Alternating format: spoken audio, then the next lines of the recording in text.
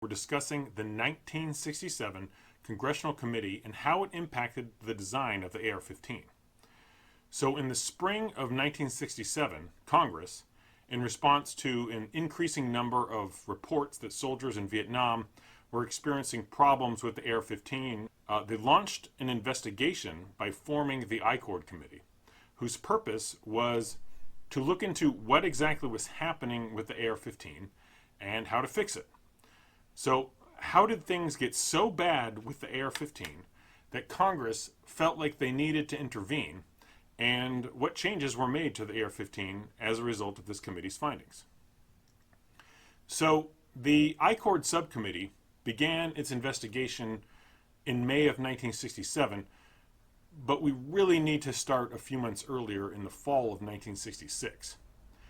So the U.S. involvement in Vietnam really ramped up between 1965 and 1966. Over those 2 years, the number of troops in Vietnam more than doubled. It went from about 200,000 in the beginning of 1965 to about 500,000 by the end of 1966. So just a huge escalation during this 2-year period.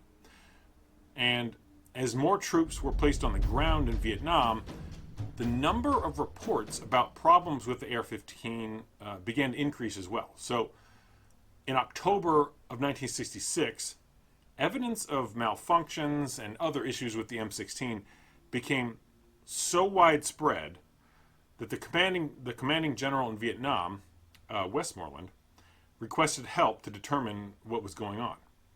So a technical assistance team consisting of personnel from Army Weapons Command, and that was the organization at the time within the Army that was responsible for supply, distribution, maintenance, etc. of weapons, and they were known as WECOM, as well as representatives from the AR-15 manufacturer Colt, flew to Vietnam to investigate, and they were the team that went there was basically appalled at the condition of the rifles they were seeing.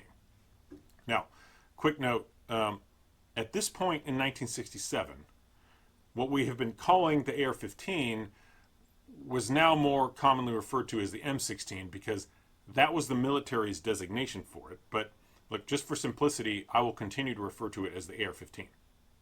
Anyway, the investigative team that Westmoreland had requested uncovered a bunch of issues, but they pointed mainly